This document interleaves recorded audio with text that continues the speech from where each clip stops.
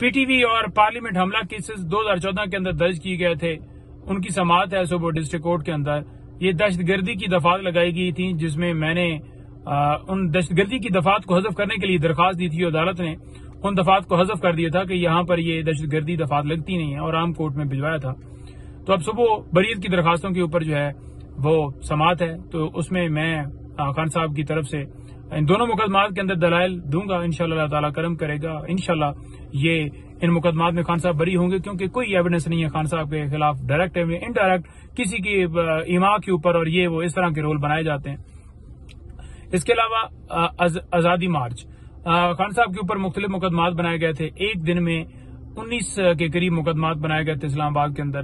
تو وہ بھی ڈسٹرکٹ کورٹ کے اندر ان مقدمات کی بھی سماعت ہے، وہاں بھی بریت کے دلائل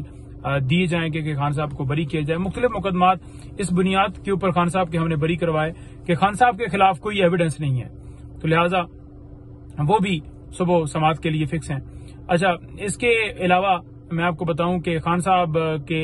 جو 12 مقدمات لاہور میں اینٹی ٹیررزم کورٹ کے اندر ان کی سماعت ہے، اس میں خان صاحب کو ویڈیو لنک کے ذریعے پیش کیا جائے گا۔ ویسے اگر خان صاحب کو ویڈیو لنک کے ذریعے پیش کرنا ہو کہ ان کی ضمانتیں ڈیسائیڈ کی جائیں تو نہیں کیا جاتا، عدالت بار بار حکم دیتی رہتی ہے خان صاحب کو پیش کریں،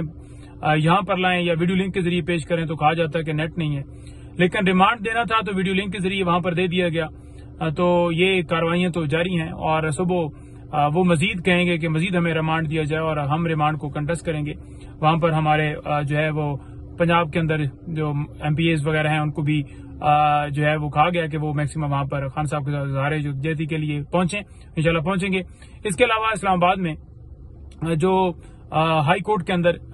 پٹیشن دائر کی گئی تھی خان صاحب اور بی بی صاحبہ کی طرف سے، جس میں یہ استدعا کی گئی تھی کہ جو خان صاحب کی توشہ خانہ کیس کے اندر گرفتاری ڈلوائی گئی ہے، یہ گرفتاری جو ہے غیر قانونی ہے، کیونکہ خان صاحب اور بی بی صاحبہ نے توشہ خانہ کیس کے اندر ضمانتیں دائر کی ہوئی تھیں، جان بوجھ کر بیلز نہیں دی گئیں، جان بوجھ کر نوٹسز کیے گئے تھے،